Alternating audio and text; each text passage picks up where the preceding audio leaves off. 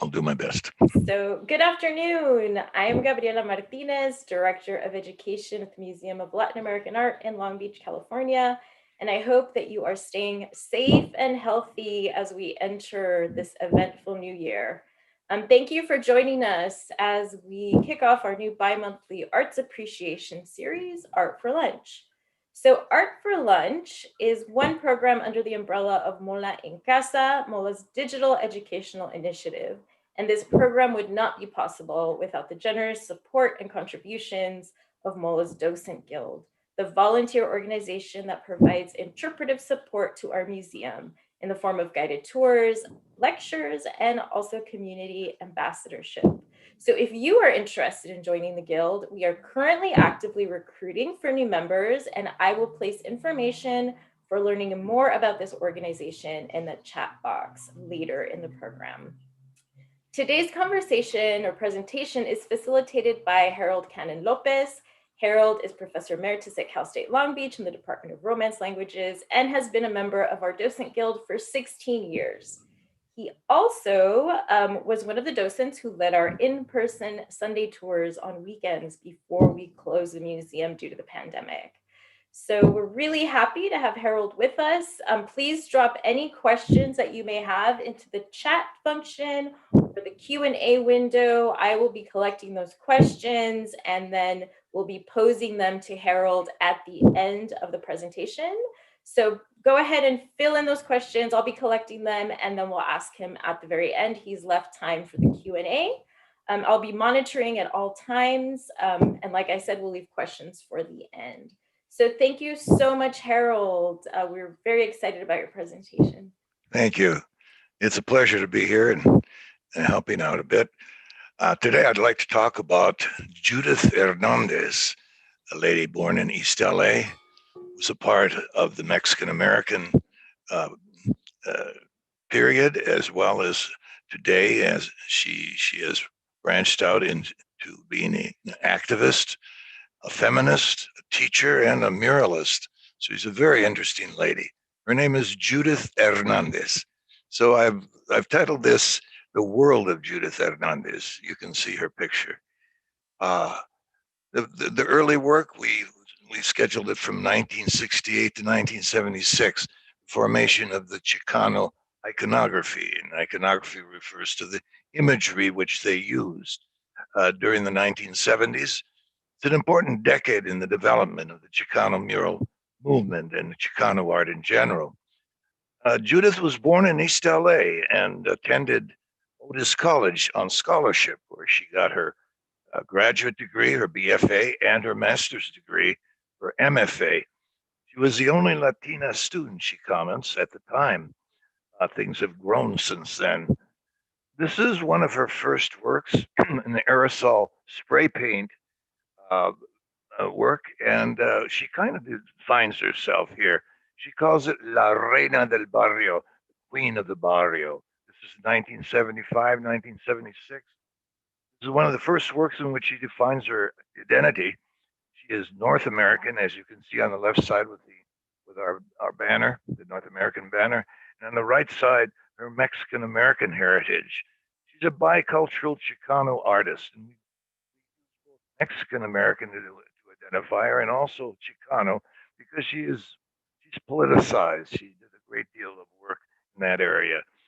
She knows the history of Mexico, as you can possibly see here. She uses the skull at the top of the work, what we call La Calavera in Spanish, Calavera. It represents her Toltec Aztec heritage. We know a little bit about the Aztecs. Sometimes they've been compared to the Romans. They were prominent for at least 4 centuries. And the main purpose of the Aztec skulls and masks was to appease the gods. And since they were an integral part of the religious festivals and rituals. Here's a look at at these calaveras, these skulls, how beautifully they were adorned. They also were there to terrorize their enemies. They used them in their warrior periods, and they are quite beautiful, done with spray paint. sometimes referred to as graffiti found in the streets. Here are some images by Chicano painters, and we will see here the influence of the Day of the Dead, right? You know about that, I'm sure. We'll talk about it. It was developed from the ancient tradition as far back as 2,500 to 3,000 years old. And the festivities dedicated to the goddess known as the Lady of the Dead correspond to the modern lady called Calatra, Katrina. And they use the skeleton and the skull very often. And as you know, in the Day of the Dead, the common symbol is the calavera, and it can be a 3-day fiesta in the cemeteries in the remote areas of Mexico. In the urban areas such as Mexico City, they will prepare material altars to commemorate uh, members of their family that are deceased. The, we know they use the lilies, the flower of the dead, cardboard skeletons. Food is offered in the form of skulls placed on homemade altars, and many visitors wear skull masks. So we go on to look at Viva la Revolucion. Uh, this was Judith's MFA thesis at Otis Art Institute in 1974. Um, Take a look at it and you see there is this revolution that's going to start. And she's talking about the Chicano art revolution that is rising and becoming developed in the 70s. Uh, it looks horrendous, doesn't it? It's really about the energy that is developing among the Chicano artists. Similar imagery can be seen in the prints produced by Guadalupe Posada. Uh, Here he uses the skeletons and the calaveras to show this took place at the beginning of the 20th century, and Guadalupe Posada would have a magazine that he would distribute to the Mexican people. It was important to use imagery and vibrant energy because nobody could read or write at the time. The illiteracy rate was up at 90% for the populace. And on the left we have Porfirio Diaz people. The president was Porfirio Diaz and the army of Porfirio Diaz. And on the right, we have the populace that is fighting for a revolution that will come in 1910 and last until 1920. Well, now we look at some of the actors, I should say, the people that were involved in this uh, this revolution, and here they are. They're called Los Four. Notice how they mix the language. Los in Spanish, Los Four. And on the left, Frank Romero. Judith is placed in the middle here. And to her right, Beto de la Rocha. And bottom, Carlos Almaraz. And finally, Gilberto Lujan. They were very active and they worked together. The women, well, they did their part too. And she comments about it that as a group, she was involved in at least 10 of their projects, 10 major exhibitions from 1974 to 1989. She worked together on the murals for the United Farm Workers. So she, Cesar Chavez, worked with him, uh, followed his politics, and she also worked in the Ramona Garden Housing. So these are the projects in East LA. One of their well, there we have a picture of her with the group, and we go on to one of the projects of Los Four. These are all done outside. They were not considered. Their work wasn't considered at the level for to go into the to go any further. But we'll see what happens. So here we have uh, a mural dedicated to Adelita, Adelita. She was called the soldier of the Mexican Revolution, 1910 to 1920. And Mrs. Hernandez is credited with creating some of the earliest feminist works about women's labor, migrants, and Mexican revolutionary soldaderas. These are soldiers in Spanish. She uh, she liked La Adelita, and she painted La Adelita. This is one of the most famous and there's a very famous corrido that's done on her behalf. On the top, on the right, we see homenaje a las mujeres de Aztlan, the homage to the women of Mexico. Many times it's referred to as Aztlan. Down below, we have another full body picture of her icon, and there we see on the right some other works uh, devoted to La Adelita.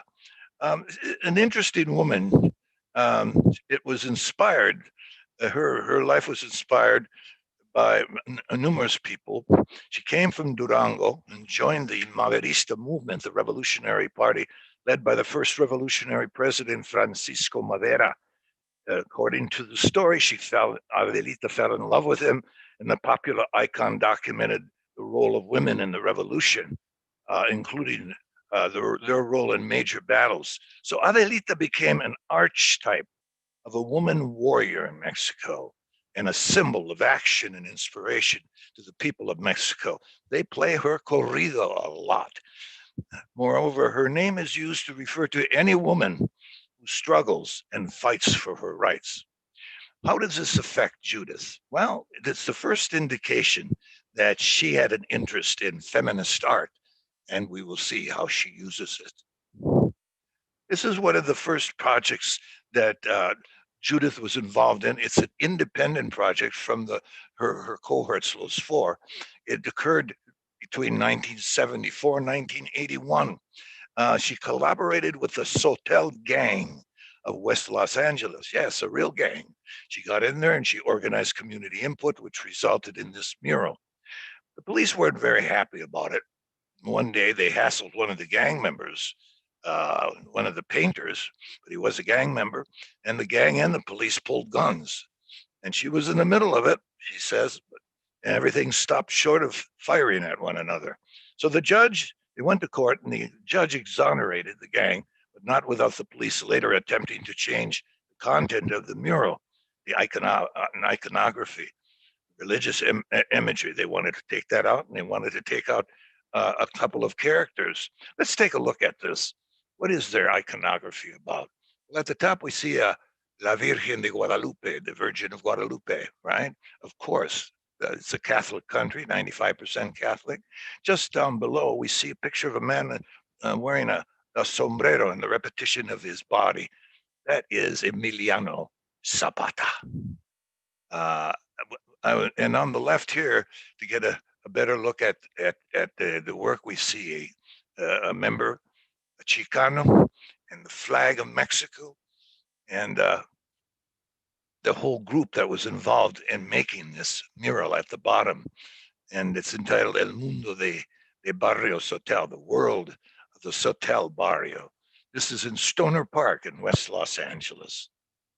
She's very proud of her work there. I would like to go back and show you where she is. There, she's carrying a ladder, and a very hardworking lady, very hardworking lady.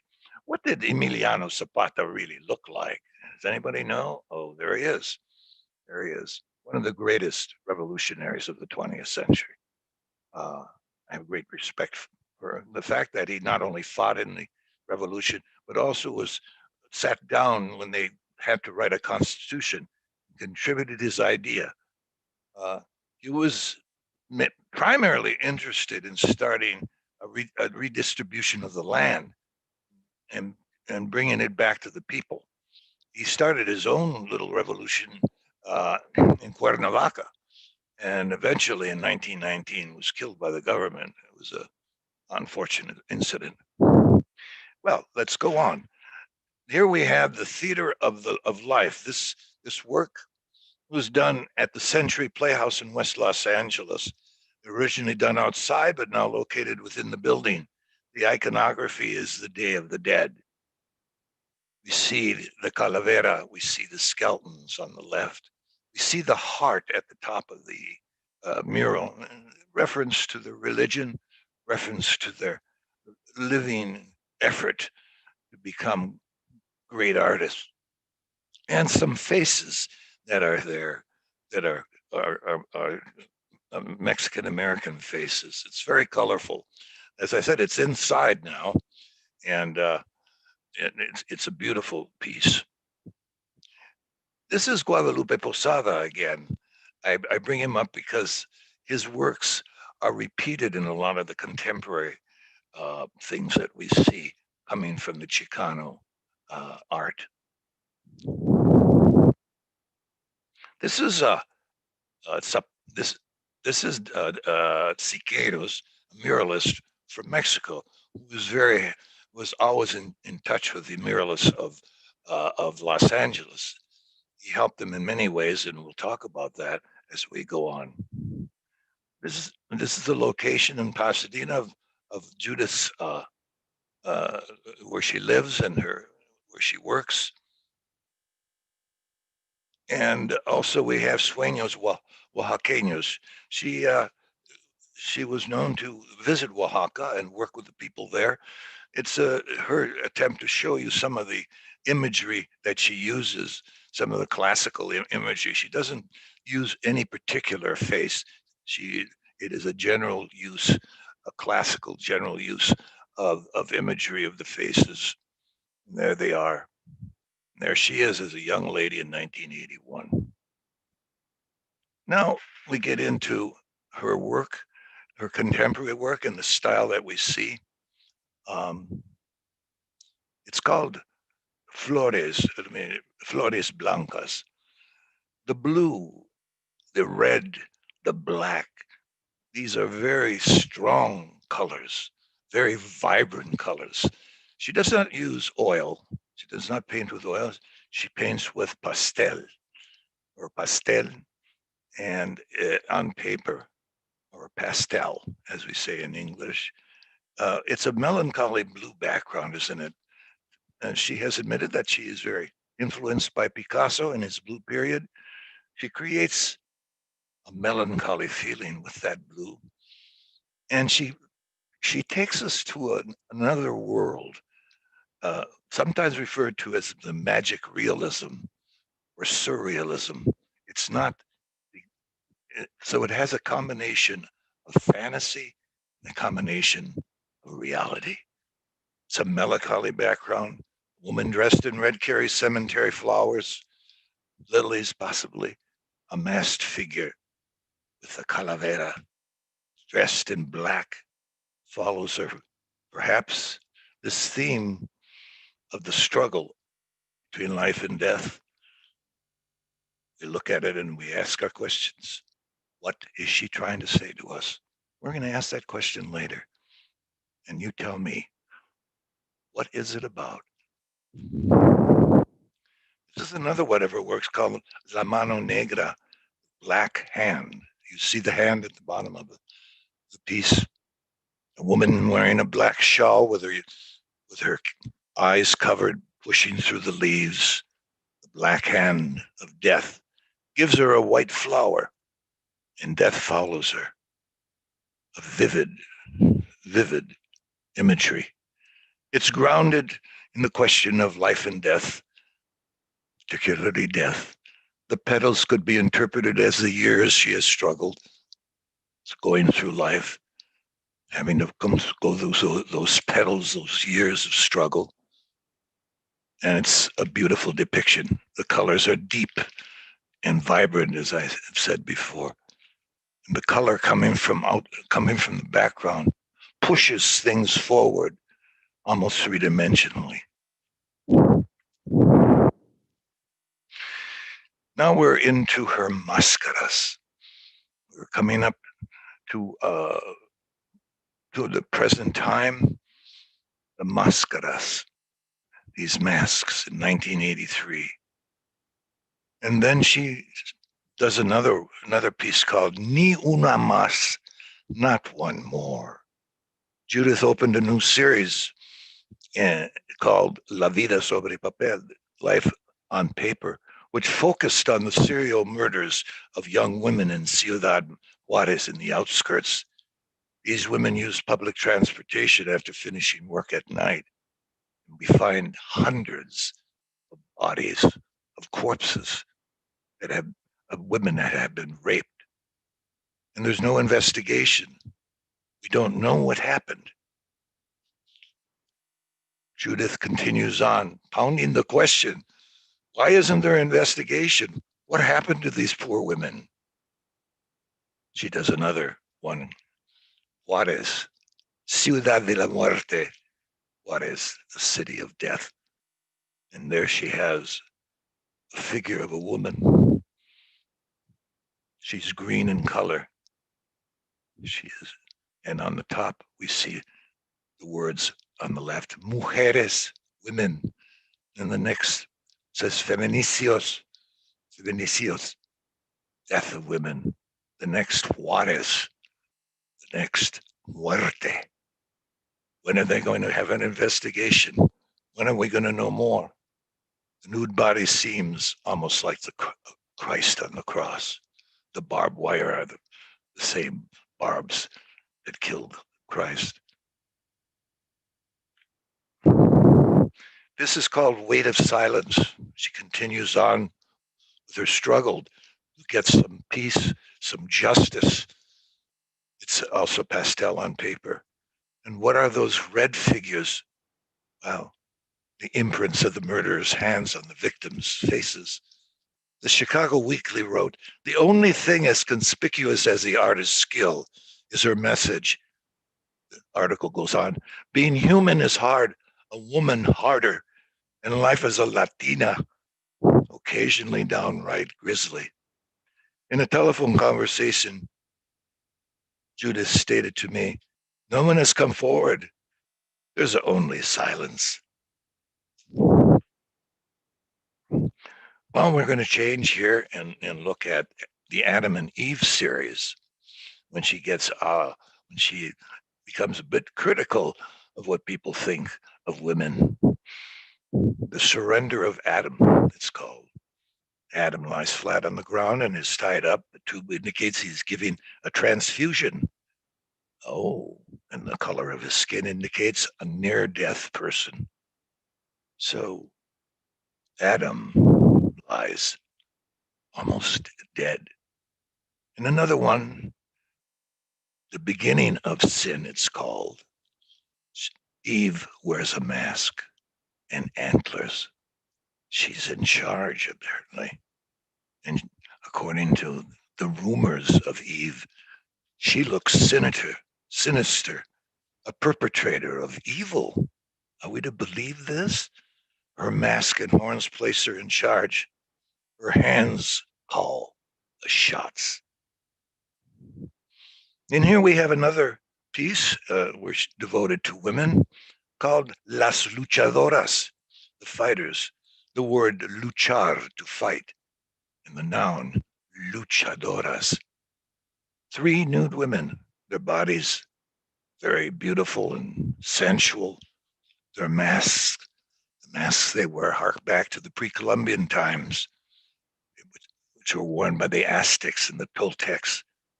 The hair, you look at that braid and we remember that Mexican women still wear that same braid, still seen among them. The artist Judith studied Greek art, which emphasizes nudity. The women seem very strong, balance of spirit and body. Today, I hope you'll comment on these three ladies.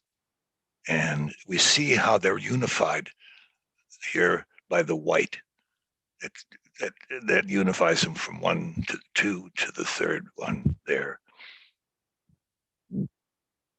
This is a rather interesting project that our artist was on at the time. It refers on the left to Picasso's work, Les Demoiselles d'Avignon, the work that he used to introduce Cubism. And we see the mask on the right of the lady. These are women who are sex workers. We refer to that. Originally, the name was prostitutes from Avignon, the red light district. And he's introducing Cubism. You see it in the sculpted work of these ladies. They seem to be features of sculpture. And on the right is the work of Our Lady, uh, Judith. And it's an homage to Picasso's Cubist work, of course. And we note that Picasso discovered the African mask, as I said. Miss Hernandez ladies also wear masks. Can you see that? Yeah, giving the ladies the same look. All of them seem to have the same look, perhaps a symbol of conformity. And as we move from the left to the right, we notice that this conformity turns into non-conformity. All are nude, their skin color is similar, except for the lady in red, who retains her individuality, her vibrance. She is the rebel. And the lady next to her is seated. She is also the rebel. So as we move from left to right, we were moving into the development of a woman of individuality until we look at the lady standing there next to the deer, the fawn, and she just looks out at you as she wears her mask and her antlers. I am a woman of individuality. Know me by my horns. Know me by my masks. Miss Hernandez comments, and she usually doesn't when she shows her work, but in this case, she's rather adamant about these women. She says they're not sex workers, but are looking in a mirror. We actually should comment about the animals. Do they not give her that freedom? These animals that that are on the left and right of this painting. I hope you'll send me a message. We'll talk about it. This one is called the Ascension, part of her religion. And Judith won a fellowship and drew this work of art. The response to it was that a lady wrote a poem about the piece, focusing on the oppression of women. I hope you have a comment.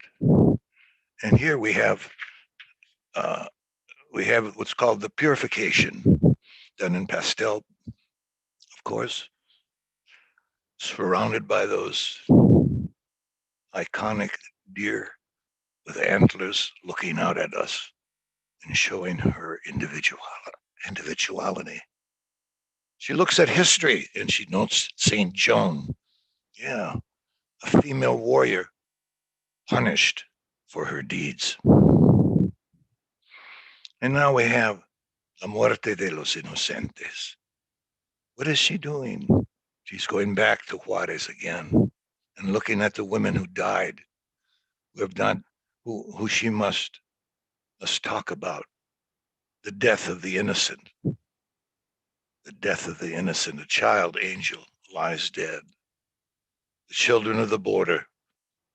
She's wrapped in the flag of Mexico, green, white, red, and she floats over the area as a constant reminder of the treachery that was acted upon these children who worked on the border. Her body stretches out alongside picturesque mountains. She's a beautiful, innocent, and victim of the times. So this is a continuation of the Juarez series. Again, the colors are so pungent that you could reach out and touch them. Let us go on. This is La Santa Desconocida. La Santa Desconocida. Let me reach over and look at some additional information I have on this.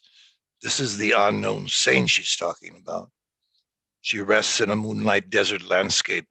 She is the anonymous victim of the Juarez killings that took place near the artist's mother's childhood home in El Paso. So Judith is very, very aware and knows this area. She tries to give you detail of the mountains. And there were disappearances and murders here, thousands executed since the mid-90s. These executions targeted mostly women working what were called the maquiladoras, low-wage factories on the border that were located along the U.S.-Mexico border, an economic effect of the North American Free Trade Agreement in 1994. The artist Hernandez was familiar with the terrain as a young lady. She traveled there to Arizona and Texas to visit family relatives. And in this visual, the victim stretches out alongside picturesque mountains. She's beautiful. She's innocent. She wears what is called a huipil, Huypil, huipil, right? And her hand reaches out, perhaps for help, perhaps wait to wait off the murderer, and her coffin on the cactus. It's a beautiful work. It takes us to another place again, a place that tells us the truth, and also a place of her imagination, of her dreams, as she wants to put it, the dream of the La Santa Desconocida. All right. Uh, well, I've gotten through a few of her works, and I would like to show you the station at the edge of the continent that she was involved in. This is something you could enjoy by taking the electric train to Santa Monica. It's a number of panels, and I'll read what's here. 24 glass mosaic panels of the Expo line downtown Santa Monica station form an outdoor gallery known collectively as La Sonata. Imagery was inspired by the cultures of the world that have come to Los Angeles and shaped its distinctive international character. Images trace the passage of time into the seasons, like the musical moments of a symphony. They describe the journey and the passage of time in a remix of the cultural icons, colors, and pattern inspired by the city's cultural diversity. Each panel is a visual memory that tells the story of a great city poised at the edge of the continent, a city which is defined by the many cultures that call Los Angeles home. The station opened to the public May 20th, 2016. So we're looking at mosaic imagery.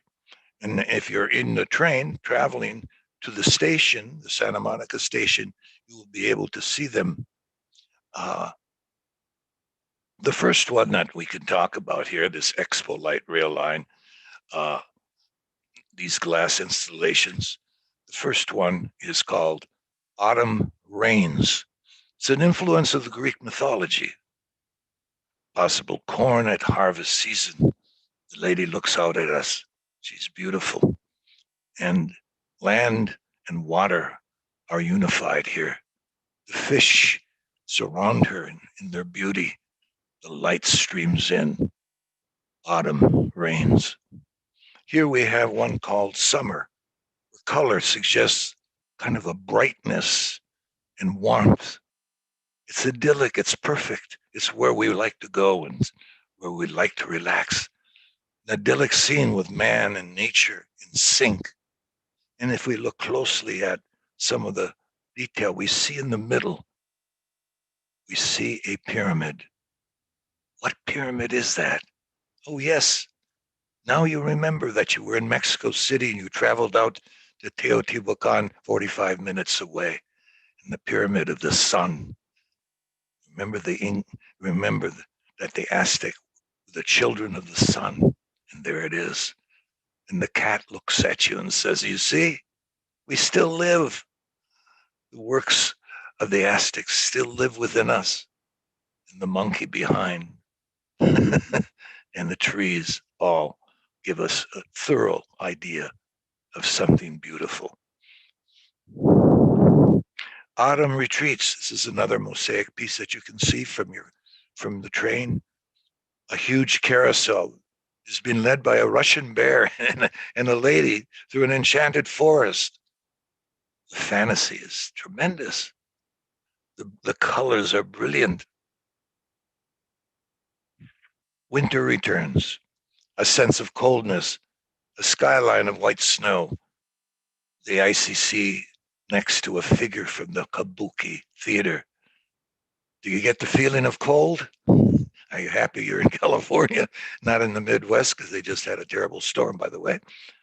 But Judith makes it all very beautiful and very idyllic. She idolizes this world that she takes you to, a dream almost. There's a figure from the Kabuki theater.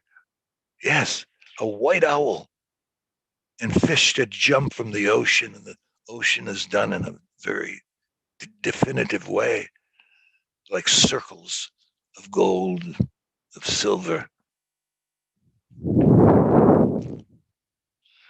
Morning bright, sea and land are together as one, while exotic fish follow. Here is an exotic Indian woman whose white headdress unites with the puffy whiteness of the snow next to the cactus. Wouldn't you love to have that in your bedroom? Beautiful, beautiful piece. Now we have a couple more. This is afternoon tea. My goodness. Look at that beautiful animal to your right, just staring at you. And next to her is accompanied by a frog. And to the left, a dragon. It's a Japanese garden with two Japanese ladies who interact with strange, exotic animals. The garden is quite real with palm trees, a bridge, a deep green color reflecting from the bushes. That seems very real. And then the fantasy in front. So the real and the fantastic combine here. The colors are so brilliant and gorgeous. Well, we're in the evening now with our last image. It's called Pacific Night, a surreal scene in which the sky and the sea seem to unite. We observe an active volcano next to Grecian ruins. Everything is there. Meanwhile, a Hawaiian dancer and an ancient soldier peer out from the water, which is filled with flying fish. And this is the work that isn't quite finished when they took these photos, but this is what you would see. This was done. Judith traveled down to Cuernavaca, Mexico. It's outside of Mexico City, March 2014, at the Perdomo Studios. You see her on the left, the second figure. She is working with these artistic ladies, and some of the imagery that we saw, the glass, the mosaic is pieced together from here and sent to Santa Monica. Here we see how it's set up, so that as you go by, you see downtown Santa Monica, and also you can see the mosaic pieces put together. Beautiful African scene. And there she is. Winter returns.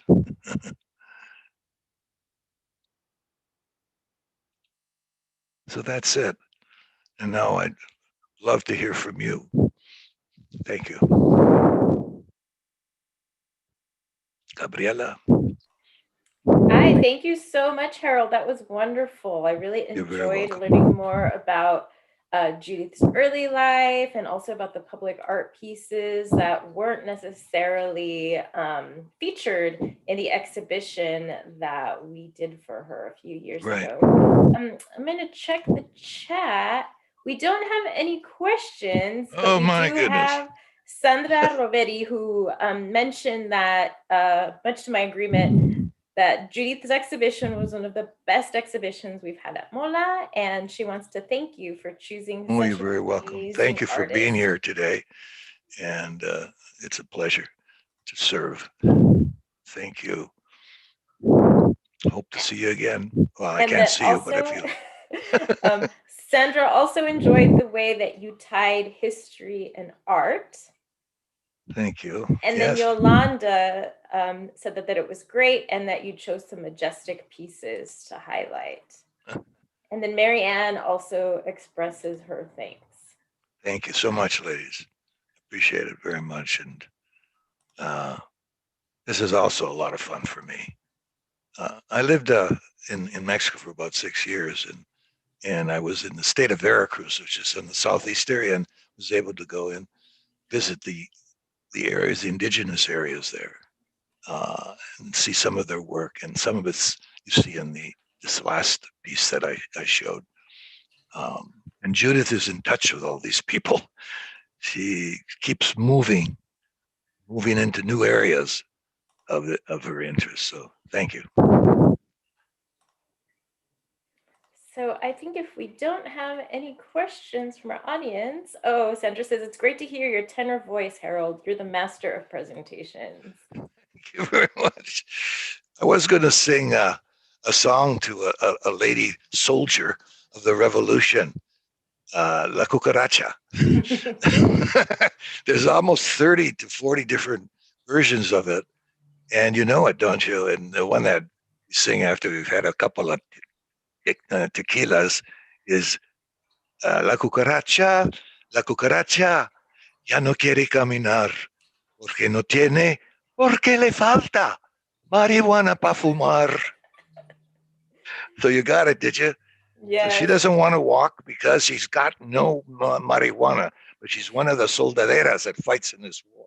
She's dusty like a cucaracha. So we do have a question Good. from Isela, and she'd like to be reminded of where Judith Hernandez was born, because Yes. as a native El Pasoan, Isela was struck by her work around the Juarez murders and finds them very powerful. So can you remind us where Judith was born and maybe also where her family is from originally? Right. Well, she was born in East LA. She went to Lincoln School there, high school, and from there she stayed in East LA for a few years working with Los Four, but felt that she had to do her own thing because it was very masculine oriented. They controlled everything. They liked her, but they wanted their control. So she went on to Chicago. She spent a good, I think, 10 years there. Got married and had a child. And at this last thing we did, this last exhibition of hers, her daughter was there. I met her, very lovely lady, and now she resides in Pasadena. So I hope we'll be hearing from her again with new things as she's always marching ahead. And if I remember correctly, she was a student of Charles White, right? That's The true. great African American artist as well, Absolutely. who recently had a retrospective at the Los Angeles County Museum of Art. And I think she mentioned also that she traveled a lot through the Southwest to visit family members. She did. Yeah, She which is what inspired her desert landscapes. Oh, right. I see She, that Yolanda has her hand up. Yolanda, do you have a question for us? And if so, can you place it in the chat? see anything? I was going to mention that she taught in numerous colleges too. 10 years at Cal State Long Beach. She was also at Cal State LA, Cerritos, Pomona, and Occidental College. And she comments that she loved working with the young people. That was her thing. So she's an all around sergeant of arms. And then one of her earliest successes was actually winning a regional art contest. Yes, I yes, remember she correctly. did. Her teacher encouraged her to enter a painting that she had Absolutely. done. And she does really credit that teacher with pushing her to express herself and to really experiment with the different Absolutely. media. Her mother was a great influence on her too. It was a very matriarchal home. She when she was a senior in high school, her mother said, "There's three strikes against you, Judith. First, you're Mexican. Second, you're a woman. And thirdly, we haven't got any money for you." So then she had to work to come up with a painting that she did of a woman falling in space. And she used that to grab money from from what the offers they were making at the school. And I think she had that support all the way through her master's degree, if I'm not mistaken. Yes, definitely a very, very disciplined person, Very much so. very good work ethic. I know visiting her in her studio, I was just taken aback with how much she had going on at one Yeah. time, and just a perfectionist when it comes to the art of working with pastels, which are just Yes. a difficult, difficult tool to work with. Oh, that's very interesting. Yes. One of the most challenging forms of drawing, in my opinion. I've tried Right. various times. I'm not very good at it, but If you're interested in the Juarez situation, there is a movie called uh, Border Town, and of all people, J Lo was in charge. She produced it. She acted in it and got a very good group of people together. And she was awarded a recognition from the Berlin people, but nothing here. You know, nobody really talks about it, but it's available. You can hear it. You can see it on television. They play it regularly. So I wanted to mention that. Anyone else? okay, well, if we don't have any further questions, I'm just getting a lot of comments thanking you for the wonderful presentation. It Thank was you. enjoyable and very educational. Isela saying that she learned a lot. So I guess we will sign off if we don't have any further questions. Again, if you would like to join the MOLAA Docent Guild, please reach out to the museum. You can find information on the website. We are currently recruiting for additional docents, and we would love for anybody who is interested to become a part of the team, because you all really are an integral part of the museum, and we couldn't do the work that we do without you. I also would like to remind you all that we have a crochet earring workshop, which is free and open to anyone who would like to participate, with local LA artist Natalie Sanchez, and that will be next Friday, the 15th. So if you'd like to sign up for that, please reach out to us as well. We should be putting out some assignments on social media, and we're very excited that you're joining us again in the new year. And as always, we can't wait to meet you all in person again and to open our doors for our visitors. We miss you all so much. So have a wonderful afternoon and a beautiful weekend, and please stay safe. Bye-bye.